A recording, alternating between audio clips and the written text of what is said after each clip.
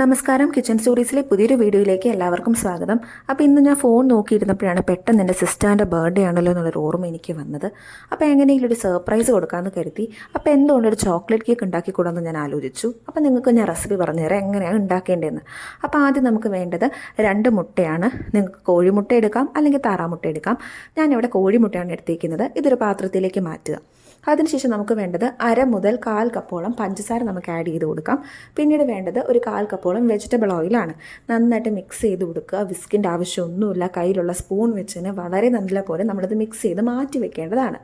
അതിനുശേഷം നമ്മൾ മറ്റൊരു ബൗളിലേക്ക് 1 കപ്പോളം മൈദമാവ്, 1/2 കപ്പോളം കൊക്കോ പൗഡർ, 1 സ്പൂണോളം ബേക്കിംഗ് പൗഡർ, 1/2 സ്പൂണോളം ബേക്കിംഗ് സോഡ എടുക്കുക. എന്നിട്ട് നല്ലപോലെ ഇത് അരിച്ചെടുക്കേണ്ടതാണ്. 2-3 വട്ടം അരിച്ചെടുത്താൽ കേക്ക് നല്ലപോലെ സോഫ്റ്റ് ആവും. പക്ഷേ എനിക്കിവിടെ ടൈം ഇല്ലാത്തതുകൊണ്ട് ഞാൻ ഒരു തവണ അരിച്ചെടുത്തോളൂ. നിങ്ങൾക്ക് 2-3 തവണ അരിച്ചെടുക്കാവുന്നതാണ്. അപ്പോൾ ഇത് അരിച്ചെടുത്തതിന് ശേഷം ആദ്യം നമ്മൾ മിക്സ് ചെയ്ത് വെച്ച മുട്ടയും വെജിറ്റബിൾ ഓയിലും പഞ്ചസാരയും ഉള്ളതൊക്കെ നമ്മൾ ഇതിനകത്തേക്ക് ആഡ് ചെയ്ത് കൊടുക്കുക. എന്നിട്ട് നമ്മൾ നല്ലപോലെ മിക്സ് ചെയ്യുക. ഒരു 1/4 കപ്പ് പാല് കൂടെ നിങ്ങൾക്ക് ആഡ് ചെയ്ത് കൊടുക്കാം. അപ്പോൾ ഇതാണ് നമ്മുടെ ഫൈനൽ ബാറ്റർ. ഈ ഒരു കൺസിസ്റ്റൻസിയിലാണ് കിട്ടേണ്ടത്. എന്നിട്ടൊരു പാത്രം എടുക്കുക. ആ പാത്രം നിങ്ങൾ ഒന്നില്ലെങ്കിൽ എണ്ണ വെച്ചോ വെജിറ്റബിൾ ഓയിൽ വെച്ചോ അല്ലെങ്കിൽ ഗീ വെച്ചോ ഒക്കെ നന്നായിട്ട് ഗ്രീസ് ചെയ്ത് കൊടുക്കുക. ബട്ടർ പേപ്പറും യൂസ് ചെയ്യാം. ബാറ്റർ നമ്മൾ ഇതിനകത്തേക്ക് ഒഴിച്ചു കൊടുക്കുക. ഈ ഒരു കൺസിസ്റ്റൻസിയിലാണ് നമുക്ക് ബാറ്റർ കിട്ടേണ്ടത്. അതിനുശേഷം നമ്മൾ നന്നായിട്ട് ടാപ്പ് ചെയ്ത് കൊടുക്കേണ്ടതാണ്. ഒരു 30 മുതൽ 45 സെക്കൻഡ് വരെ നല്ല രീതിയിൽ ടാപ്പ് ചെയ്ത് കൊടുക്കുക.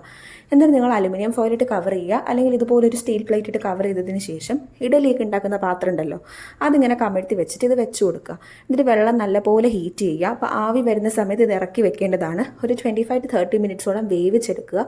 ടൂത്ത് പിക്ക് ഇട്ട് കുത്തി നോക്കുക. ടൂത്ത് പിക്ക് ക്ലീൻ ആയിട്ടാണ് വരുന്നതെങ്കിൽ കേക്ക് വെന്തു എന്നാണ് അർത്ഥം. അപ്പോൾ ഞാനിതിന് മുകളിലേക്ക് ഡയറി മിൽക്ക് ചോക്ലേറ്റ് മെൽറ്റ് ചെയ്ത് ഒഴിച്ചു. പിന്നെ ജെംസ് വെച്ച് ഡെക്കറേറ്റ് ചെയ്തു. ഫൈനൽ പിക്ക് എടുക്കാൻ പറ്റിയില്ല. അതിന് മുന്നേ കേക്ക് എല്ലാവരും കഴിച്ചു. അപ്പോൾ ഇതാണ് ഒരു ഏകദേശം കേക്കിൻ്റെ ഒരു ഫൈനൽ ലുക്ക്. ഇതുപോലെ ആയിരുന്നു. ബാക്കി ഭാഗം എല്ലാവരും കഴിച്ചതാണ് കേട്ടോ. അപ്പോൾ നിങ്ങൾ എന്തായാലും ഇത് ട്രൈ ചെയ്ത് നോക്കുക. വളരെ പെട്ടെന്ന് നമുക്ക് വീട്ടിൽ തന്നെ ഉണ്ടാക്കാൻ പറ്റിയൊരു ചോക്ലേറ്റ് കേക്കാണിത്. അപ്പോൾ എല്ലാവരും വീഡിയോ ഇഷ്ടമാവുകയാണെങ്കിൽ ലൈക്ക് ചെയ്യാനും ഷെയർ ചെയ്യാനും ചാനൽ സബ്സ്ക്രൈബ് ചെയ്യാനും മറക്കല്ലേ. എല്ലാവരും